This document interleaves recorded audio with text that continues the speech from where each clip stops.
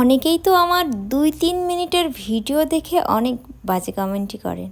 আবার অনেকেই তো বলেন নিজের দোকান যায়, জামা কাপড় পরে ভিডিও করে চলে আসে, ওর আবার কাজ কিসের। সত্যি এটা আমার নিজেরই দোকান, যে কারণে একটাও কর্মচারী নেই। সকালবেলা দোকান খোলার থেকে বাদিয়ে নিয়ে সারাদিন কাস্টমারদের ড্রেস দেখানো এবং সেই ড্রেসগুলো সবটাই কিন্তু নিজের হাতে করতে হয়। এরপরে সারাদিনের সব কিছু গুছিয়ে রাত্রেবেলা শাটার বন্ধ করে বাসায় যেতে হয়। আর এটা আমি করি কার জন্য জানেন? আমার ভালোবাসার মানুষের জন্য, যে আমাকে ঘিরে, আমার জীবন ঘিরে ভালো থাকতে চায়। হ্যাঁ, আমার হাজব্যান্ড পেশায় একজন সুপারভাইজার।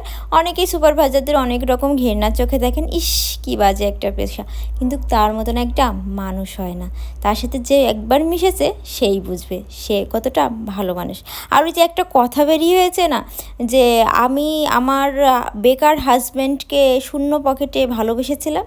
তাদেরকে বলি, কোটিপতির বাবার ছেলেরা কখনো শূন্য থাকে না, তাদের পকেট কখনো শূন্য হয় না, তাদের বাবারাই তাদের পূর্ণ করে দেয়। কিন্তু শূন্য তো হয় তারা, যারা শুধুমাত্র 2 হাত পা পায়, বাবার কোনো সম্পদ পায় না, বাবার কাছ থেকে কোনো সহযোগিতা পায় না, শুধুমাত্র নিজের চেষ্টায় নিজের পরিবারকে আগলে রাখতে চায়।